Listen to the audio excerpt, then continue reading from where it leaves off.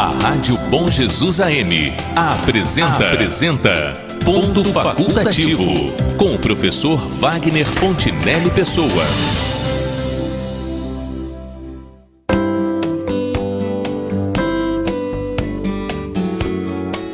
Bom dia, senhoras e senhores ouvintes da Rádio Bom Jesus. A questão de hoje é a seguinte: num país assolado pela crise que estamos enfrentando, quais são as perspectivas para a retomada do caminho da estabilidade? O Brasil está vivendo uma fase de turbulência e uma crise política de dimensões que poucas vezes já vivemos no período republicano da nossa história. E essa crise é particularmente preocupante porque reúne num só contexto problemas de natureza econômica, política e institucional. Sob o aspecto econômico, estamos vivendo uma aguda recessão com o Produto Interno Bruto, ou PIB, como se diz, em queda e o desemprego alcançando índices assustadores. Algo em torno de 13 milhões de desempregados no país nos últimos meses. Sob o aspecto político, estamos diante do maior escândalo de corrupção que o Brasil já vivenciou. Um escândalo que começou pela investigação de um esquema de desvios de recursos da Petrobras, mas acabou expondo uma rede lançada sobre o Estado brasileiro para a prática de crimes por agentes públicos e empresários de alto coturno em todas as esferas da administração. E sob o aspecto institucional, o descrédito das instituições e daqueles que as dirigem e compõem encontra-se provavelmente no mais elevado patamar que já experimentamos em nossa história. Há provas e evidências de conduta criminosa, irregular, não recomendável ou pouco ética relativamente a membros de todos os poderes, sem exceção. E quando parece que estamos nos aproximando desse final mais ou menos feliz, descobrimos que há muito mais podridão nos círculos palacianos que ainda não havia vindo ao conhecimento público, como agora com o envolvimento direto do presidente da República na extorsão de bandidos e mafiosos que já estão na mira das investigações com lances verdadeiramente cinematográficos. Pois para conversar sobre este preocupante assunto no dia de hoje, divide esta bancada comigo um convidado que é defensor público, atuando nas comarcas de Itaperuna e Bom Jesus do Itabapoana, no Rio de Janeiro, além de professor do curso de Direito, bastante conhecido do público ouvinte, porque já esteve conosco em outras oportunidades, sempre tratando de temas relevantes neste programa. Doutor Felipe Matos Monteiro de Castro, no comando do Show da Manhã, e na retaguarda técnica desta edição, o meu amigo Alexander Sullivan. Bom dia, meu caro doutor Felipe Castro, seja bem-vindo mais uma vez ao espaço do Ponto Facultativo e obrigado por sua participação no programa desta terça-feira. Bom dia, professor, bom dia, Sullivan, bom dia a todos os nossos queridos ouvintes da Rádio Bom Jesus. Doutor Felipe, nós vamos fazer um programa hoje em torno desse tema que já foi focalizado na abertura, mas nós vamos fazer da seguinte forma: nós vamos nos utilizar de um áudio de reportagens diversas da Rede Globo, mas que não estamos aí violando nenhum direito autoral, porque isso está disponibilizado no YouTube e isso foi transformado de vídeo em áudio. E a partir dessa edição que nós fizemos, nós vamos então conversar sobre os diversos aspectos dessa intrincada questão. Tá certo? Tá ótimo. Muito bem. Meu amigo Sullivan, vamos para a primeira gravação, a primeira parte desse áudio. O jornal O Globo acaba de publicar na sua edição na internet uma notícia que representa um forte abalo na vida política do Brasil. Começa assim o terremoto político na semana em que o presidente Michel Temer completa um ano de governo, com a notícia das delações dos donos e executivos da JBS e a promessa de gravações explosivas. O dono da JBS grava também o senador e presidente do PSDB, Aécio Neves, pedindo R$2 milhões. As sessões no Congresso são logo encerradas. Mas você acha que é grave? assessores mais próximos, ministros do Palácio do Planalto, correram para o gabinete presidencial, assim como o presidente da Câmara, Rodrigo Maia. O Palácio do Planalto divulga uma nota. Que o presidente Michel Temer jamais solicitou pagamentos para obter o silêncio do ex-deputado Eduardo Cunha. Parlamentares da oposição, porém, já começam a formalizar pedidos de impeachment. Quinta-feira, 18 de maio. A Polícia Federal amanheceu em endereços de Brasília e do Rio para cumprir mandados de prisão e de busca relacionados à delação dos donos da empresa JBS. A delação de Joesley leva à prisão da irmã do senador Aécio Neves, Andréa Neves, e do primo dele, Frederico Pacheco de Medeiros.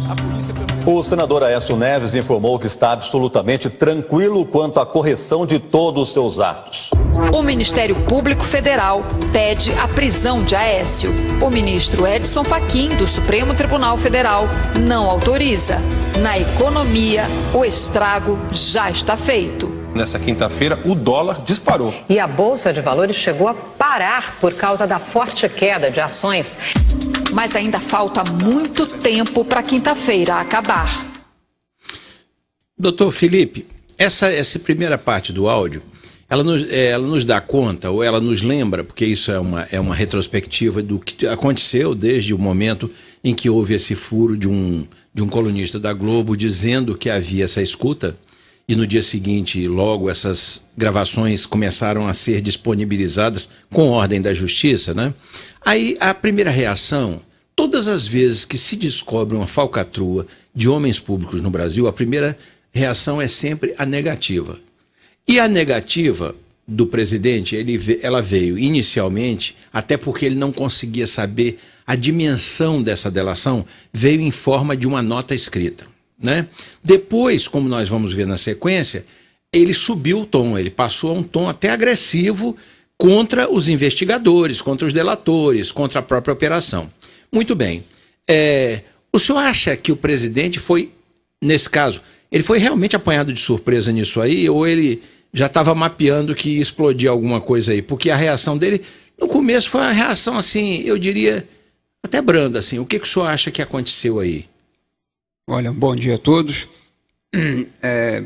Foi uma semana realmente difícil, né? E em todos os aspectos, e eu acho que o aspecto mais estarrecedor no aspecto ético, né? No aspecto moral. Aqueles que ainda tinham uma esperança num governo de transição ou num governo democrático, um governo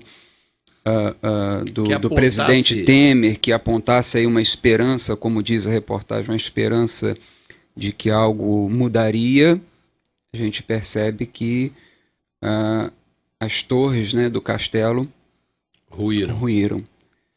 E o que eu penso com relação ao presidente Temer é que, de alguma forma, claro, ele é o número 1 nosso, é o homem, né, a pessoa, vamos dizer assim, primeira da nação. Com certeza alguma sensação já deveria ter com relação a algum tipo de investigação.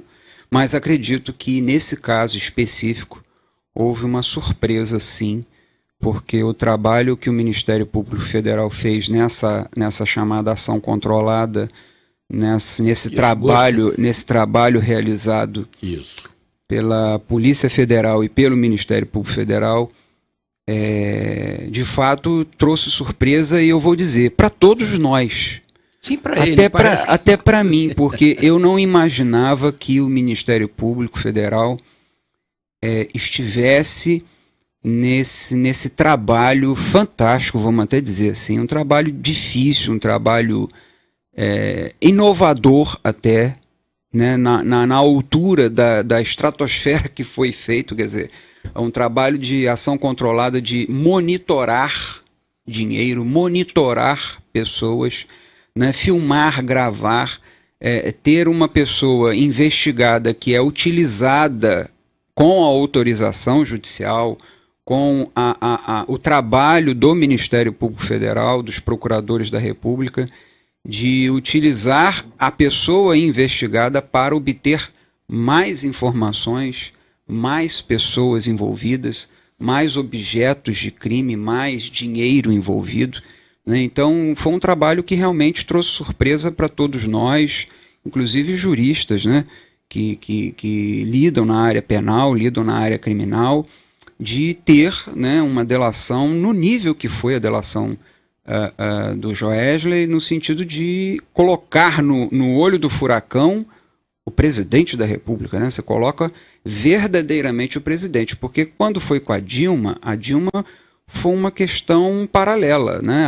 Até que se prove o contrário, e ainda não se provou, nós não temos uma participação direta da Dilma, a Dilma realizando, a Dilma recebendo. Apesar da gente já ter informações, até mesmo pela própria JBS, pelo próprio Joesley, de algumas conversas, inclusive com a própria Dilma. Mas você ainda não tem ainda aquela prova. O presidente Temer não, ele caiu na cilada, ele caiu na arapuca, ele Sim, realmente...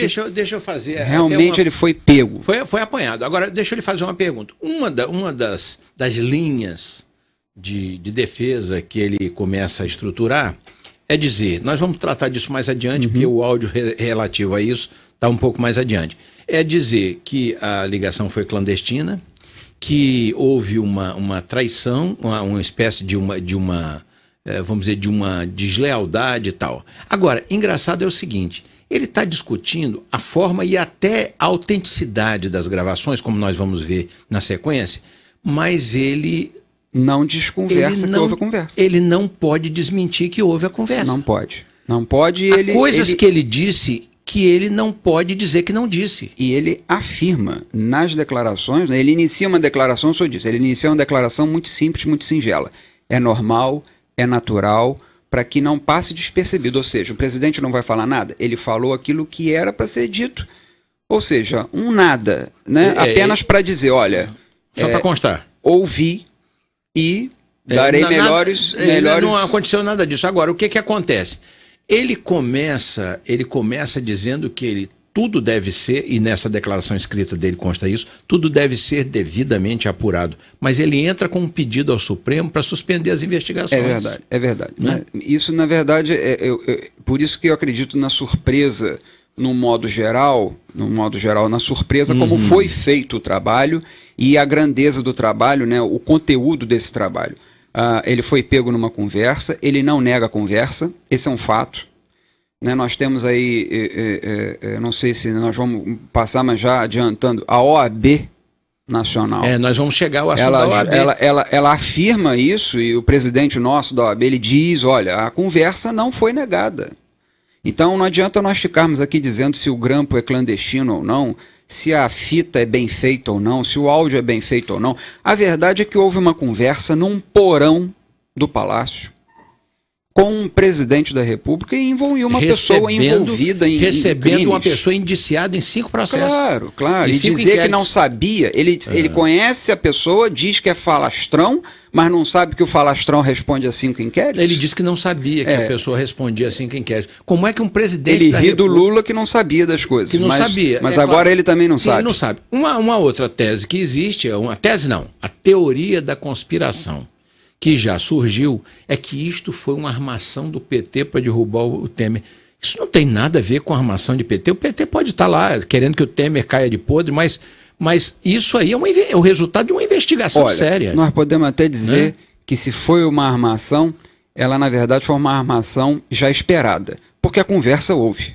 Sim. Não importa o que foi, o que não foi, eu tenho dito isso para os meus alunos e coloco isso na minha vida pessoal. Não importa o que ocorreu e da maneira que foi, como foi, se foi golpe, se teve teoria da conspiração, se foi o trabalho do Ministério Público Federal, que foi, na verdade, a gente afirma, é um trabalho controlado pelo Ministério Público Federal.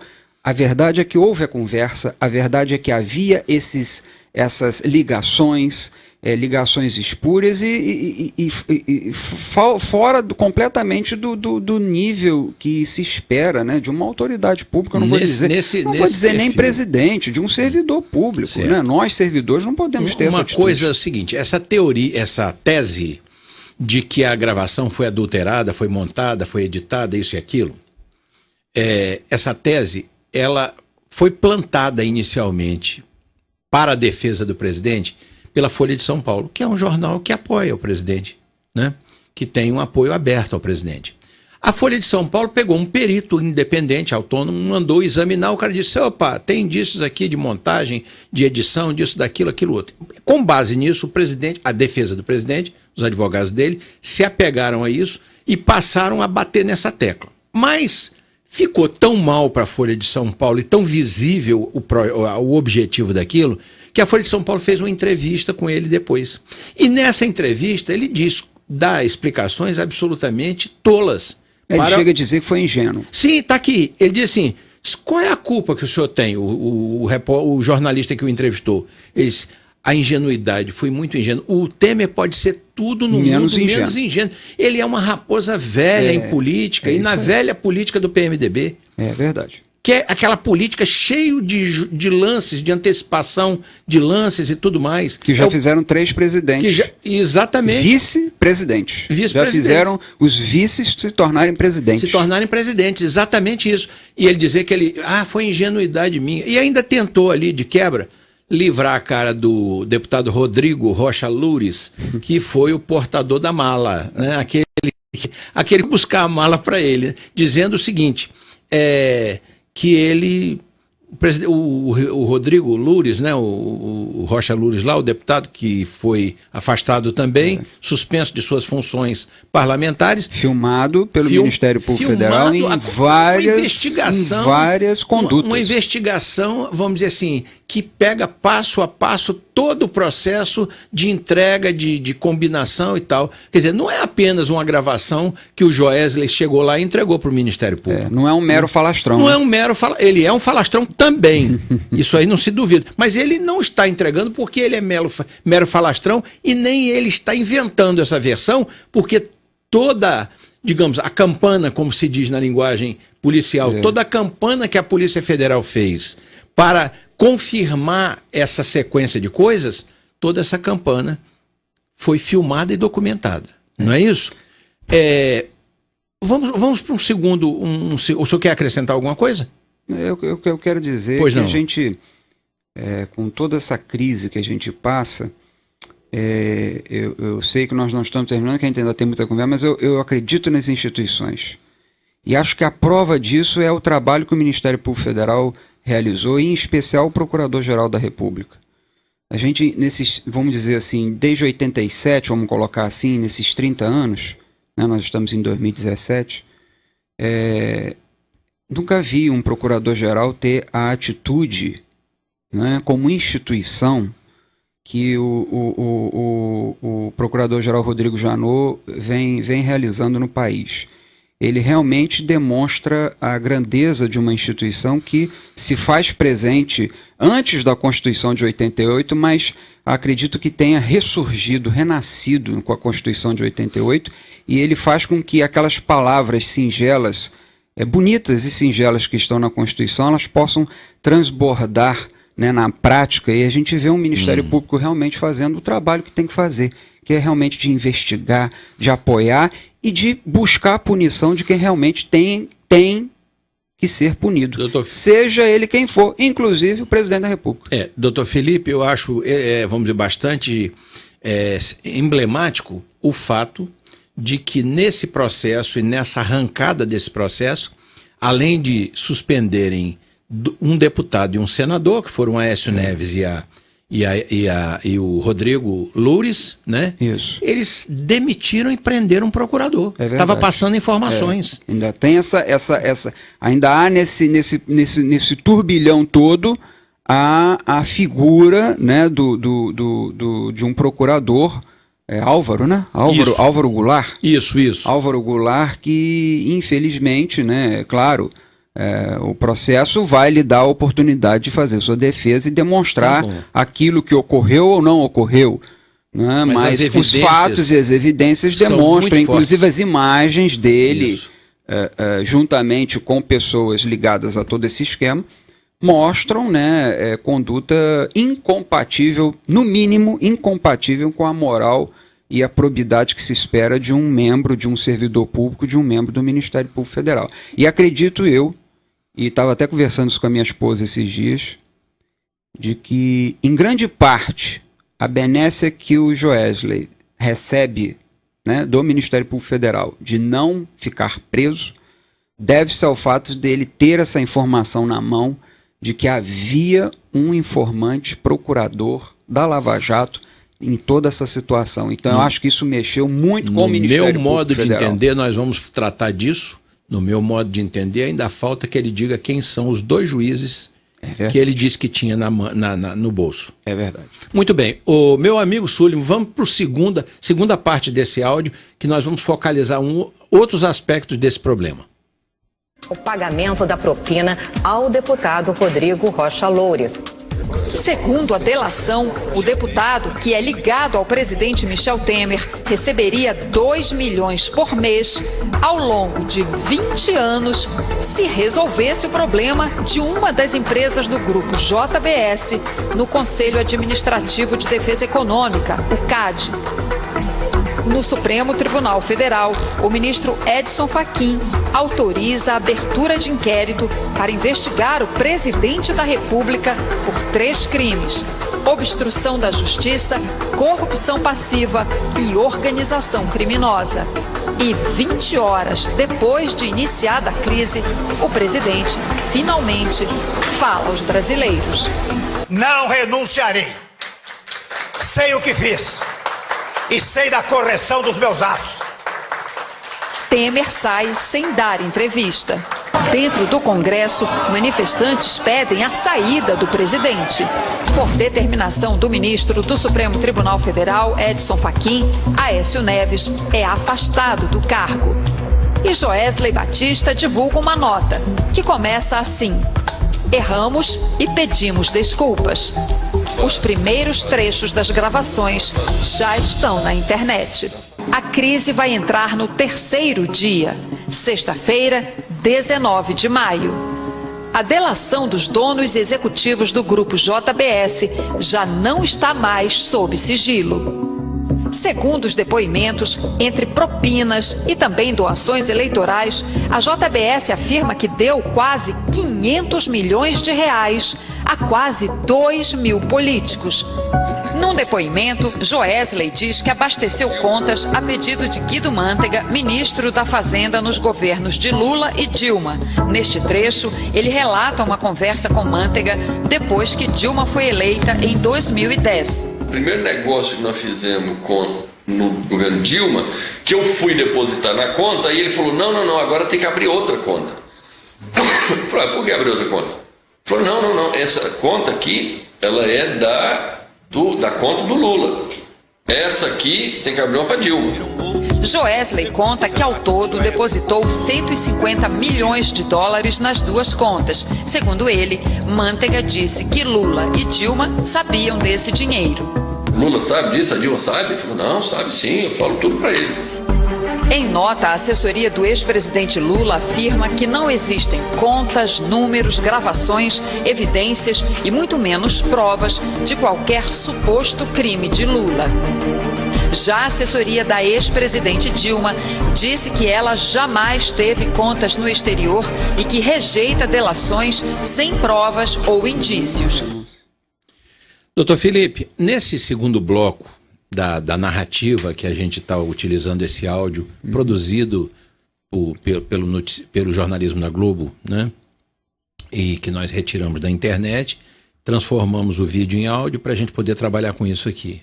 Porque a síntese está muito completa e a gente pode utilizar isso com muito proveito aqui para os nossos ouvintes. Eu queria destacar para o senhor aqui do que nós acabamos de ouvir 3 pontos. O primeiro é o seguinte: o Temer subiu o tom da negativa dele. Embora o que ele tenha dito, não renunciarei, sei o que fiz e sei dos meus atos. Ora, qualquer um sabe o que fez e sabe dos seus atos. Isso aí não é argumento de defesa?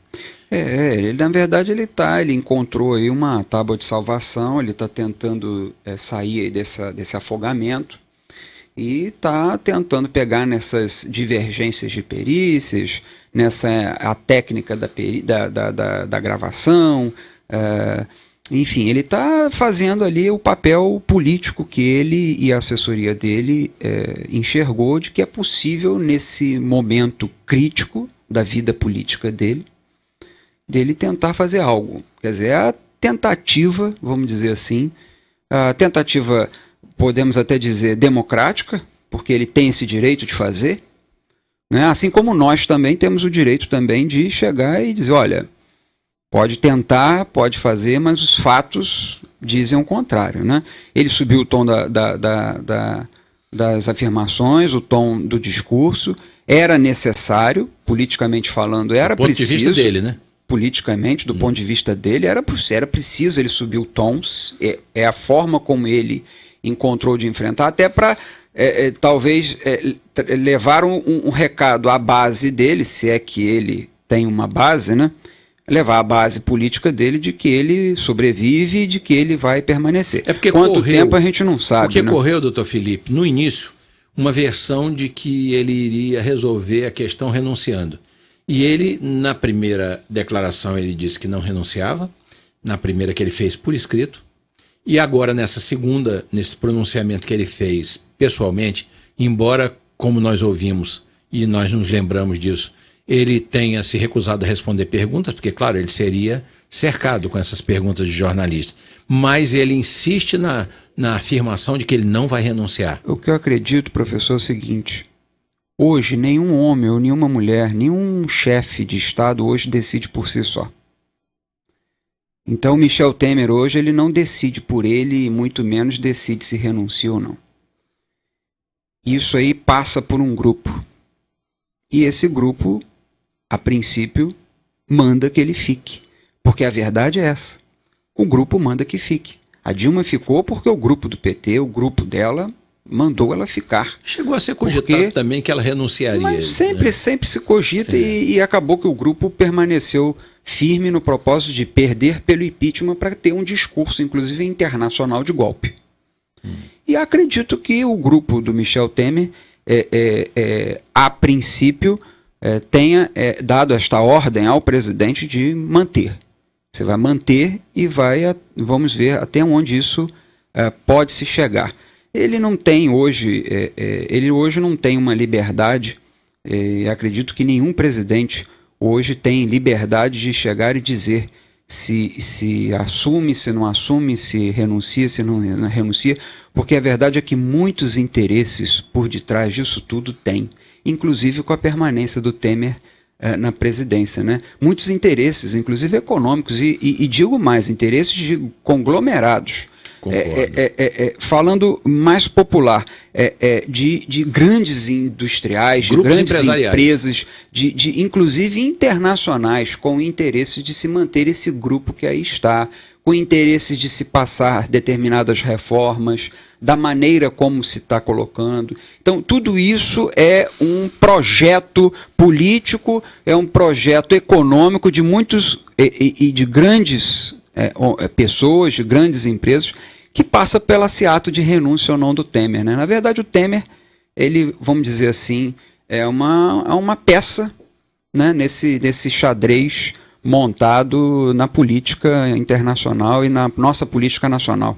Mas é uma coisa interessante, doutor Felipe, que desse discurso dele de não renunciarei, é também imponderável isso na medida em que os ratos sempre são os primeiros a abandonarem o navio quando o navio começa a afundar, e já alguns ratos começaram a abandonar a base de sustentação dele. Mas ele não pode ser um rato, porque ele é o presidente, né? Então ele não pode passar essa imagem. Ele não pode pular fora também. Ele não passa e não vai passar, porque não é da índole dele, não é do chamar de índole, o que a gente pode chamar de índole desse homem? Mas não é do perfil, do estilo dele. Não é do estilo do Michel Temer, do político Michel Temer, sair pela tangente, sair de lado, sair pela cozinha. Ele é um articulador de porão mesmo. Ele não vai ter essa atitude, ele não vai ter essa atitude até o momento em que o grupo que o apoia, que comanda todo esse esquema, disser, olha, agora é a hora de sair. Se vai ter essa hora ou não, a gente não sabe, é uma incógnita. O que ele está tentando fazer, inclusive com o pedido de suspensão das investigações Para quem quer apurar isso foi um erro grosseiro, na minha opinião. Né? Na minha opinião foi grosseiro. Quer tudo apurado, tudo esclarecido, tem que deixar investigar. Tem que deixar investigar. Claro, né? Inclusive apoiar. Mas soube, inclusive, li em matéria de que o Ministério da Justiça reduziu a verba da Polícia Federal, está coagindo delegados da Polícia Federal, retirou delegados da Polícia Federal da Lava Jato. Inclusive, administrativamente, o Ministério Público Federal está tomando medidas. Isso a imprensa ainda não colocou, a grande imprensa, mas a gente já tem informações disso, de que a Polícia Federal está sofrendo uma terrível pressão. Ministerial, pressão política, né, desse grupo que lá está, por conta de todas as atividades que são naturais da Polícia Federal, que é investigar. Nós vamos fazer o seguinte, nós vamos fazer um rápido intervalo e voltamos com a nossa conversa já já.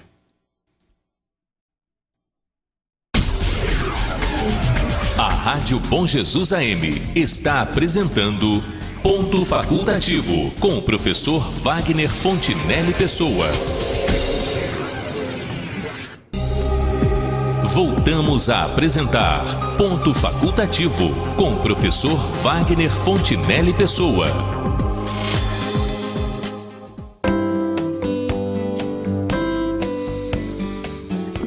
Voltamos com o Ponto Facultativo e no programa de hoje estamos conversando com o Dr. Felipe Matos Monteiro de Castro, que é defensor público, atuando nas comarcas de Itaperuna e Bom Jesus do Itabapuana, além de ser professor do curso de Direito, um profissional e cidadão conhecido e respeitado por todos que o conhecem.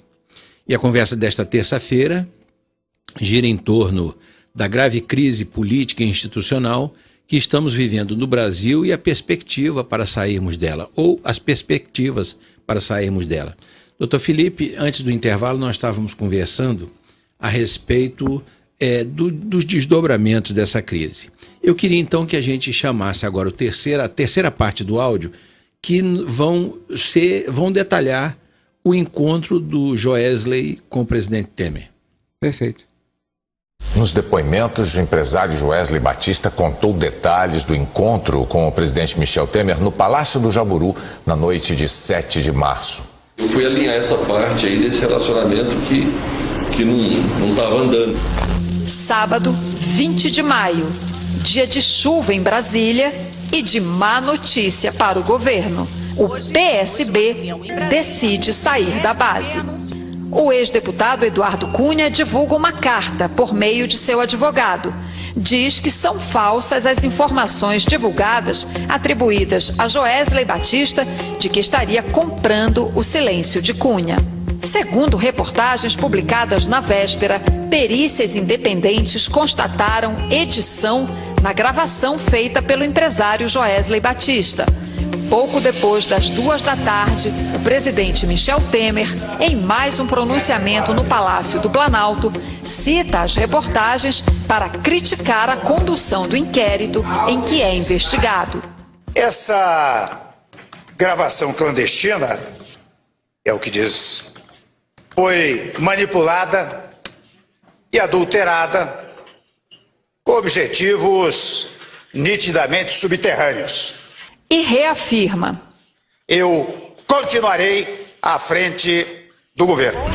O Jornal Nacional também pede a peritos independentes uma análise das gravações. Não há, a princípio, nenhuma alteração, nenhum corte que demonstre que tenha sido editado.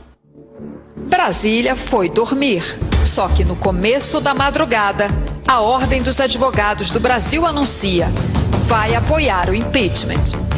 O pedido será protocolado na Câmara dos Deputados. Na próxima quarta-feira, o plenário do Supremo vai julgar o pedido de suspensão do inquérito feito pela defesa de Michel Temer. A crise e a incerteza permanecem. Até quando? Essa parte vamos dizer, da narrativa aí dessa crise, ela nos põe ela nos leva a perceber três coisas, ou que a gente deveria destacar aqui para suas considerações.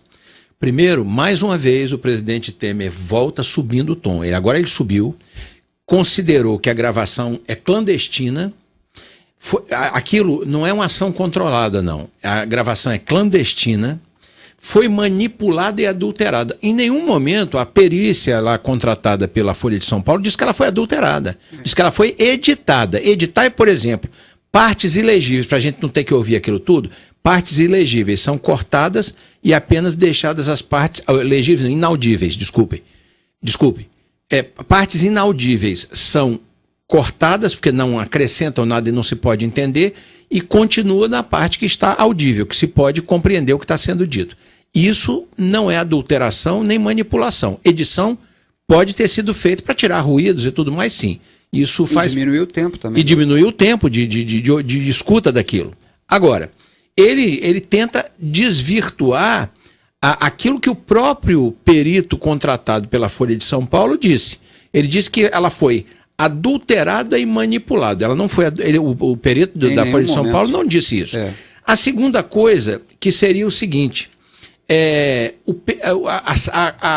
o início da debandada de partidos ou políticos que fazem parte da base de apoio do atual governo. O PSB já se retirou oficialmente e o PSDB também já se retirou oficialmente dessa base de apoio. O PSDB era talvez o partido mais importante nessa base de sustentação do governo.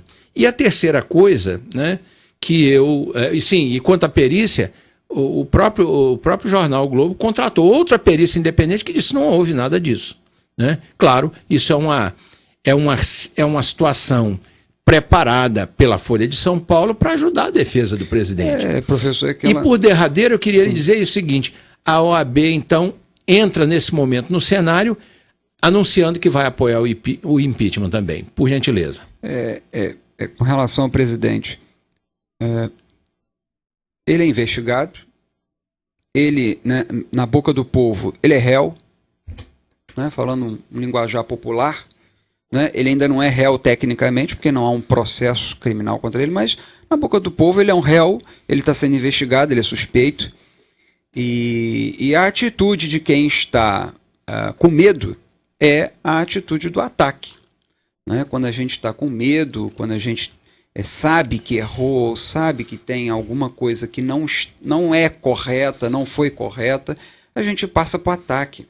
É a atitude da pessoa errada, ela vai atacar, ela vai brigar, ela vai reclamar, ela vai se descabelar. E é o que ele está passando a imagem de que está construindo. E vai se vitimizar às vezes, né? Claro, e passa a imagem também de que a assessoria dele, de uma certa forma, há uma certa divergência. Já parece já ter ali uma divergência dentro da assessoria dele com relação a opiniões, até porque ele inicia num tom, depois vai para outro, volta, diz que houve gravação, depois quer questionar a gravação, não explica ou tenta explicar de uma maneira muito sem justificativa por que recebeu esse homem 11 horas da noite no porão do palácio. E sem se identificar na portaria? Há quem diga que ele se identificou como uma terceira pessoa, colocou um terceiro nome, quer dizer, uma falsidade ideológica, inclusive. Diz que era Rodrigo o nome dele. Então, é ordem, é lei, né? Há um decreto, há todo um procedimento da agenda do presidente. Essa agenda ela tem que ser rigorosamente escrita. Qualquer pessoa que se comunique com o presidente, isso tem que estar escrito. E não havia nada na agenda com relação àquele encontro. Aquele horário nem jamais seria horário oficial de encontro com o presidente. Então, quer dizer, o presidente ele está errado, o político Temer está errado e ele está tentando se salvar nesse tom que o senhor coloca agressivo, subindo o tom e discutindo, debatendo, porque é a única via que ele tem como político de tentar sobreviver nesse governo, que já não é um governo tão legítimo, né? A gente pode dizer juridicamente que ele é o presidente. Juridicamente ele é o presidente, ninguém questiona. Politicamente ele nunca foi o presidente. E agora, então, depois dessa, ele não é nem mais o político mais, Michel Temer. Então ele está tentando sobreviver, tentando justificar o injustificável. Com relação à OAB. A OAB tomou a atitude certa. 27 estados tomaram a atitude certa, os conselheiros, apenas um voto contra, um ou dois, um voto contra e uma abstenção. E uma abstenção. Votou contra Roraima e o Acre se absteve.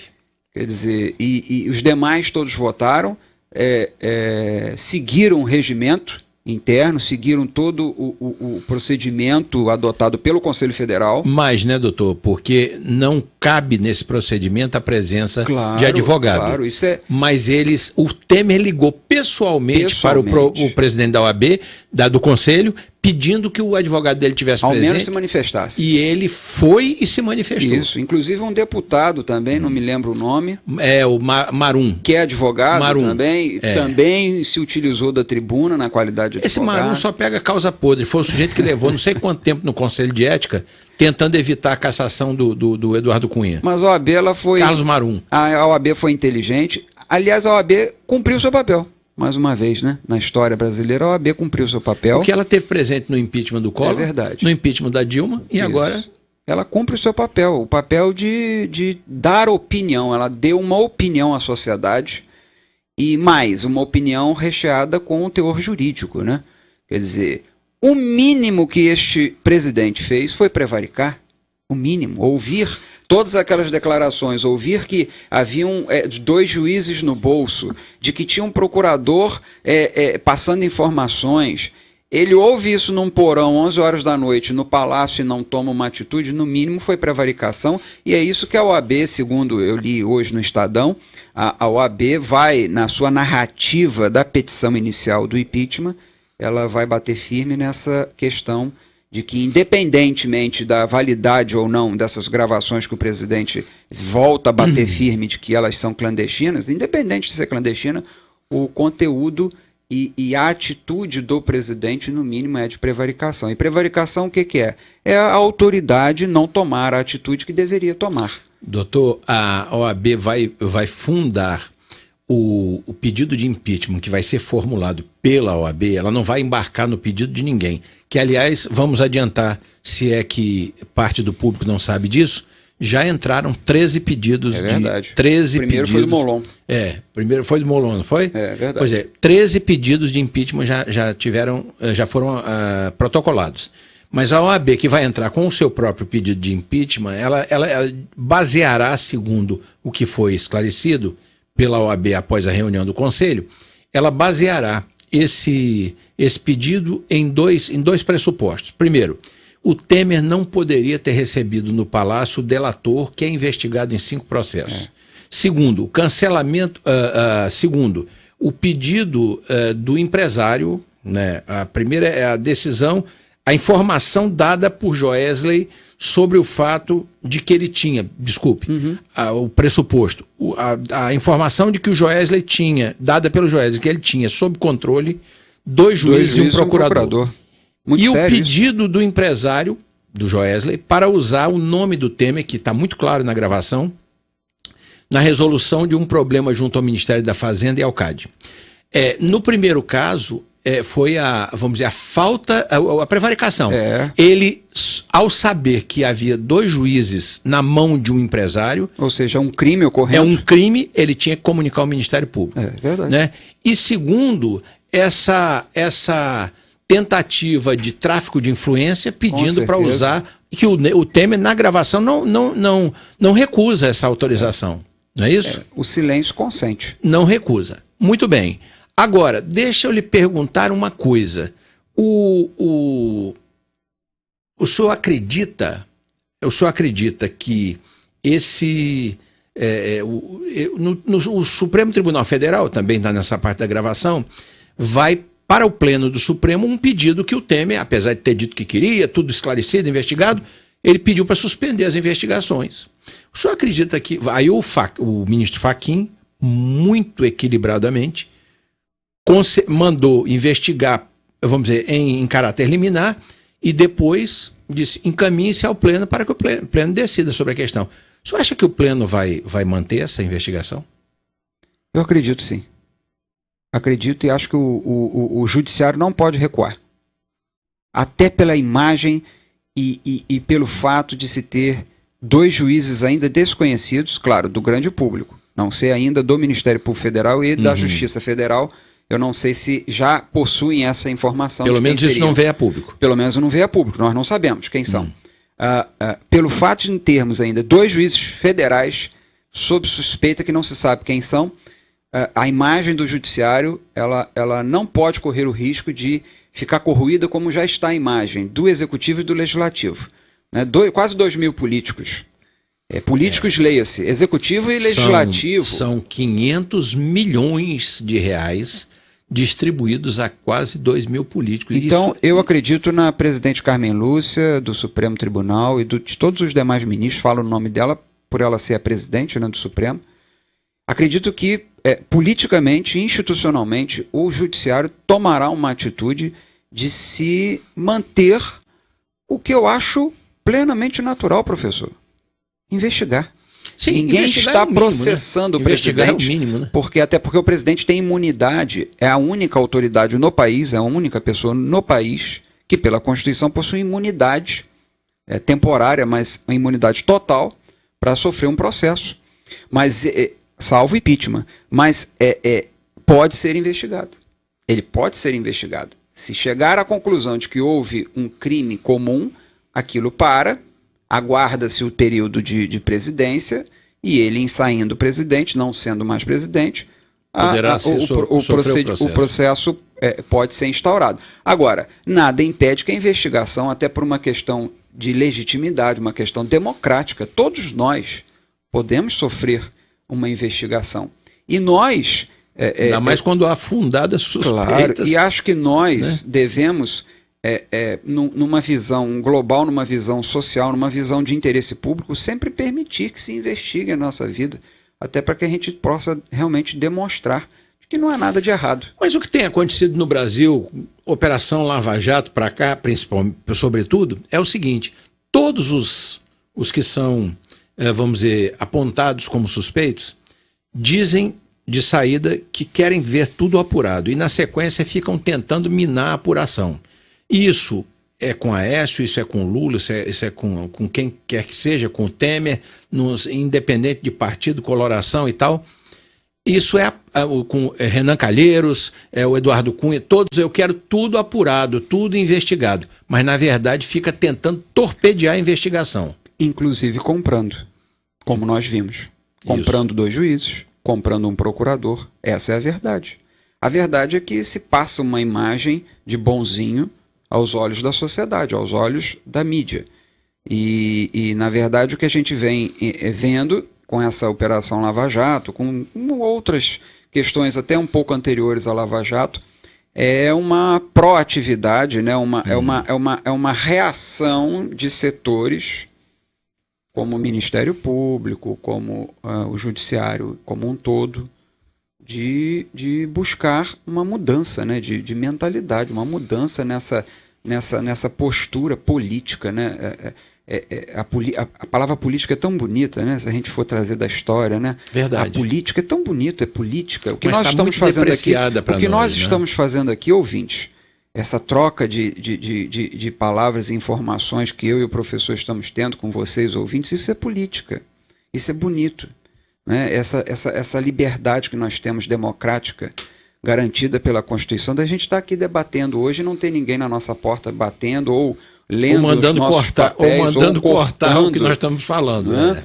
Isso é muito bonito, isso é política, isso é a política genuína, bonita, clássica. Não essa politicagem que nós estamos vendo. Então, eu acredito nas instituições e acho que o Poder Judiciário, através do Supremo, vai manter sim essas investigações, até como uma forma de até uma renúncia, né, do presidente Temer. Para que a Constituição possa fluir. Acho que ele vai resistir até o último suspiro, mas ele pode ser levado a uma renúncia em caso extremo por força da impossibilidade absoluta de... Acredito até pelos interesses dos próprios partidos, de decidirem quem vai substituir. Principalmente isso. Doutor, vamos para a última parte do programa, nós estamos nos aproximando do final do tempo, mas vamos para a última parte dessa gravação que fecha esse ciclo e essa sequência de fatos com os quais que jogaram o Brasil nessa turbulência. O pedido de impeachment contra o presidente Michel Temer, que será apresentado pela Ordem dos Advogados do Brasil, foi aprovado por 25 votos a 1 no Conselho Federal da Ordem. Uma comissão de conselheiros da OAB preparou um relatório que cita 2 trechos da conversa. Um é quando Joesley diz que tinha 2 juízes e um procurador a favor dele. A OAB afirma que o presidente Temer foi omisso, deveria ter comunicado às autoridades responsáveis. O outro trecho é o que Joesley pede ajuda para resolver problemas no Ministério da Fazenda e no CAD, o Conselho Administrativo de Defesa Econômica, e pede para usar o nome do presidente para obter o que queria junto ao Ministério da Fazenda. A OAB afirma que isso caracteriza um favor pessoal incompatível com o cargo de presidente da República e diz ainda que Temer não poderia ter recebido o empresário que é investigado. A comissão concluiu que há indícios de crime de responsabilidade. Não tinha previsão da defesa participar, mas o próprio presidente Temer ligou para o celular do presidente da OAB, Cláudio Lamáquia, e pediu que o advogado dele pudesse falar. Ele falou, pediu para adiar a votação. O pedido de mais tempo foi negado e depois de 7 horas de debate, a OAB decidiu que vai apresentar o pedido de impeachment contra o presidente Michel Temer. Cabe ao presidente da Câmara, Rodrigo Maia, do Democratas, decidir se deve dar andamento ao processo. Mas um jantar com a base aliada foi cancelado diante da possibilidade de uma baixa adesão dos políticos dessa base. As lideranças partidárias estão esperando a decisão do Supremo Tribunal Federal na próxima quarta-feira sobre o pedido de suspensão de inquérito feito pela defesa do presidente, para decidir se permanecem ou não no governo.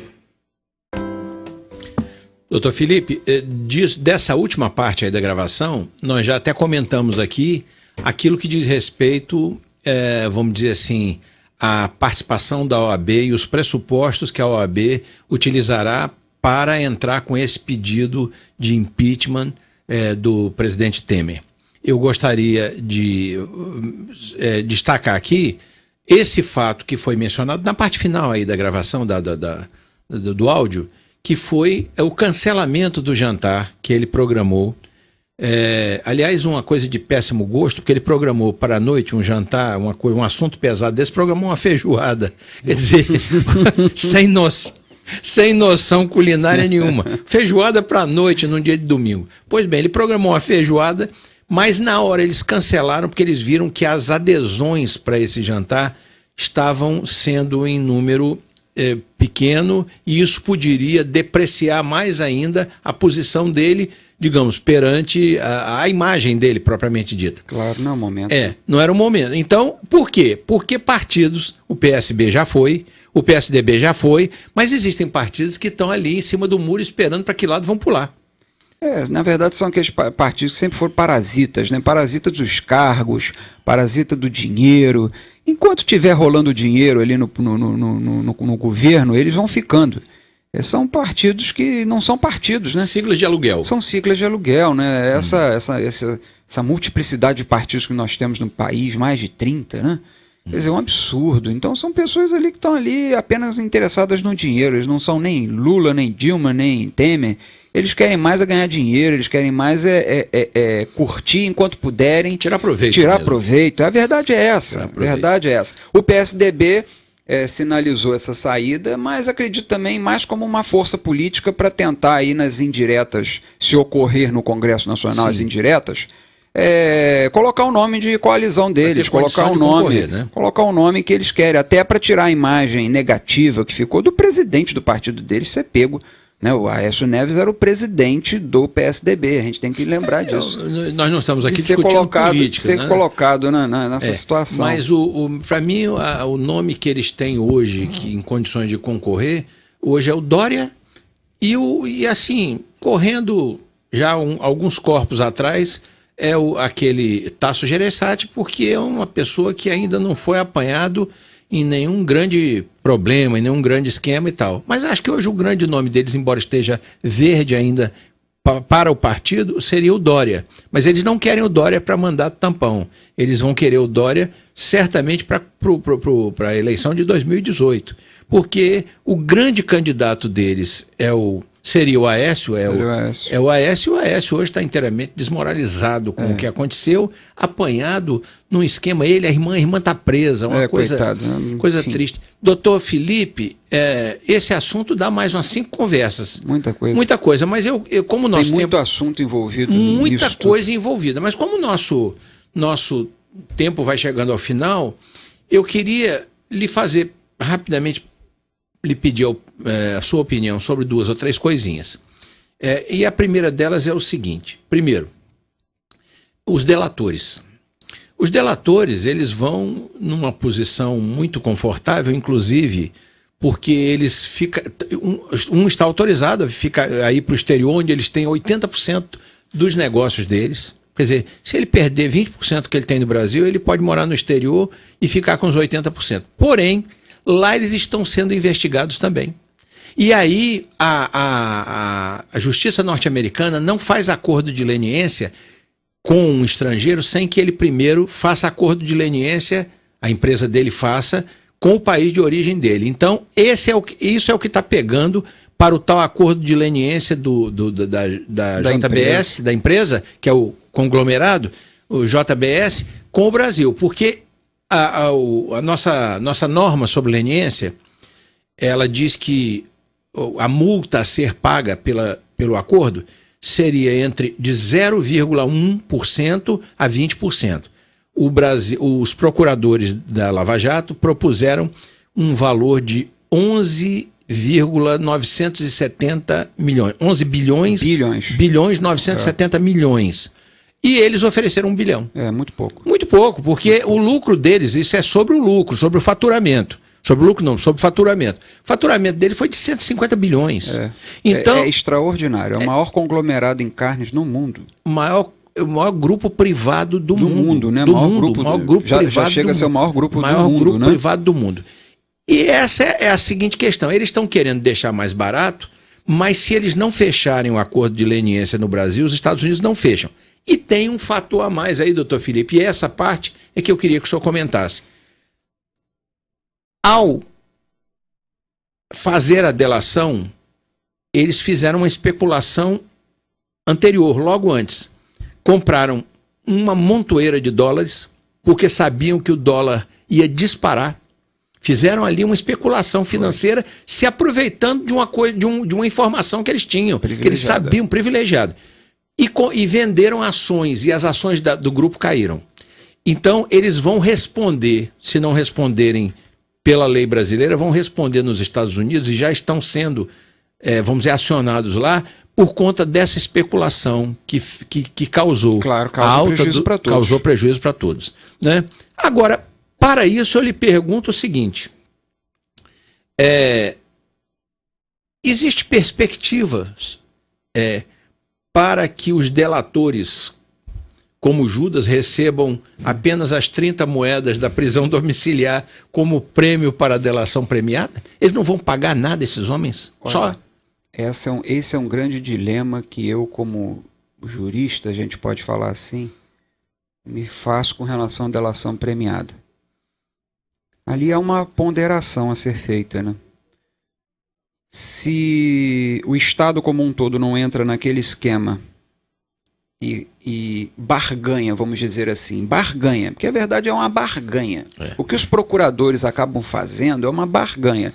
E acredito que deva ser até muito difícil para aqueles colegas, né, profissionais duelarem, né, nas negociações com os advogados e com os próprios delatores em relação aos interesses. Porque, na verdade, tem que se perder para ganhar algo a mais. Eles dizem que eles entregam um peixe pequeno para pegar um peixe grande. Mas, na verdade, esses batistas não são exatamente peixe pequeno. Não, né? Eles não são pequenos. A gente hoje tem lidado, o Ministério Público Federal está lidando com pessoas grandes, inclusive chegando às barras do presidente. O que acontece é que na delação premiada a gente acaba tendo que fazer ponderações. Ou eu vou aceitar uma barganha como essa de 11 bilhões por 1 bilhão, mas tendo a perspectiva de conseguir provas para condenar 30, 40 pessoas grandes em colarinho branco que nunca, em tese, seriam condenadas sem uma delação premiada, sem uma participação ou sem até mesmo essa ação controlada que aconteceu, permitindo inclusive que o Joesley saia ileso sem nenhuma punição, ou a gente continuaria nesse esquema que vem, né, de anos e anos no Brasil, de essas investigações fictícias, né? Essas investigações de faz de conta que a gente tinha. Que não chega a lugar nenhum. Que não chegava a lugar nenhum e que hoje a gente vê que chega. É difícil a gente falar isso, mas as prisões que ocorreram, embora tecnicamente são prisões que a gente possa dizer que possuem ali uma certa ilegalidade ou outra, mas a gente percebe que as prisões na Lava Jato permitiram que ela progredisse, que a investigação progredisse e chegasse a quem chegou.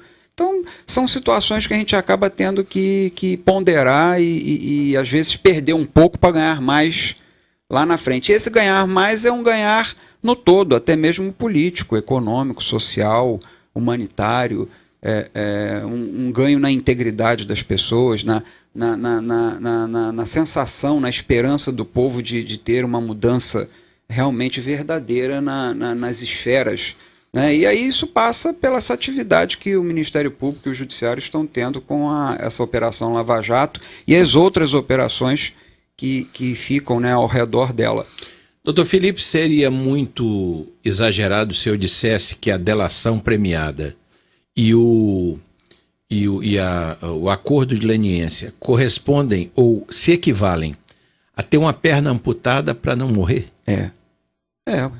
E hoje a gente viu isso no Fantástico, há algumas semanas atrás, nós vimos como que alguns delatores estão vivendo após a delação, pós-delação, vamos dizer assim, pós-delação, muitos deles vivendo de forma muito boa, com suas casas, com suas mansões, com seus apartamentos, com seus carros, com seus funcionários.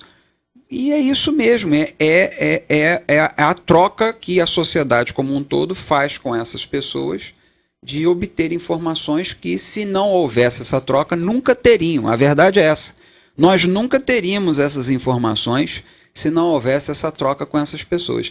E essa troca é um pouco suja. A gente pode até dizer isso. Ela é repugnante. É repugnante. É um remédio amargo, né? É um remédio amargo, usando uma expressão absolutamente satírica do Milo Fernandes, ele dizia: é preciso dar pseudônimos aos bois. Então, isso no tempo da ditadura, porque a pessoa não podia dizer, então ele dizia: é preciso dar pseudônimos aos bois. Dando nome aos bois, seria o caso de dar uma boa vida, apesar de tudo, ao Eike Batista, para manter o Sérgio Cabral na cadeia? Olha, essa é uma pergunta, essa é uma resposta que todos nós, sociedade, precisamos pensar e responder. Essa é a ponderação que nós temos que fazer, essa é a ponderação que hoje os juízes e os procuradores da Lava Jato fazem. Até que ponto vai valer a pena, né, eu barganhar com o Eike para se chegar a algum interesse de punição a quem quer que seja. Até que ponto eu deixarei de punir ou punirei o Eike Batista mais ou menos. De forma mais branda? Mais brando ou menos brando, mais brando ou mais rigoroso, para que eu possa adquirir uma força de punição e uma condição de punir outro ou outros. Essa é a pergunta que se faz, essa é a pergunta que todos os juristas que estudam de delação premiada e toda essa situação se fazem. Essa é a pergunta e resposta que todos nós, sociedade, precisamos ter em dia e fazer, né, nos nossos debates. Muito bem, eu agradeço ao convidado de hoje por essa conversa esclarecedora que tivemos sobre um tema tão preocupante. Mas o tempo do programa chega ao fim e será necessário concluí-la. Meu agradecimento ao Dr. Felipe Matos Monteiro de Castro por dividir comigo a bancada da Rádio Bom Jesus nesta edição do Ponto Facultativo e também ao público ouvinte por sua prestigiosa audiência. Meu caro Dr. Felipe Castro, o microfone da Rádio Bom Jesus encontra-se à disposição, como sempre, para a sua despedida. Olha, eu quero agradecer muito aí ao convite e dizer que eu estou sempre à disposição tanto do professor quanto da rádio e dos nossos ouvintes, agradecer a paciência de todos, a audiência de todos. E eu queria finalizar, professor, com uma frase que foi do nosso concurso de redação do Rotary Club de Bom Jesus esse ano. Pois não. Nós fizemos a seguinte tema de redação aos alunos do 3º ano do ensino médio dos colégios da nossa cidade. A corrupção de cada um de nós. Um discurso sobre a ética. Então eu finalizo com essa reflexão. A corrupção de cada um de nós. Né? O que nós estamos fazendo no nosso dia a dia? O que nós estamos fazendo para um mundo melhor, fazendo por uma Bom Jesus melhor? Estamos sendo bons pais, estamos sendo bons profissionais, estamos cumprindo com o nosso dever como cidadão na sociedade, para que a gente possa acusar a um próximo, para que a gente possa estar aqui hoje como nós estamos dialogando sobre o erro dos outros e os nossos erros. O que nós estamos fazendo? Estamos errando ou acertando? Ou estamos cometendo pequenos deslizes na ética a cada dia também, né? Isso aí. Muito bem, obrigado uma vez mais. Um abraço para os parceiros desta emissora. Ficam os ouvintes agora com Alexander Sullivan no prosseguimento do Show da Manhã. Eu sou Wagner Fontinelli Pessoa e esta é a Rádio Bom Jesus. Até a próxima terça-feira neste mesmo horário e uma boa semana para todos. A Rádio Bom Jesus apresentou Programa Ponto Facultativo com o professor Wagner Fontinelli Pessoa.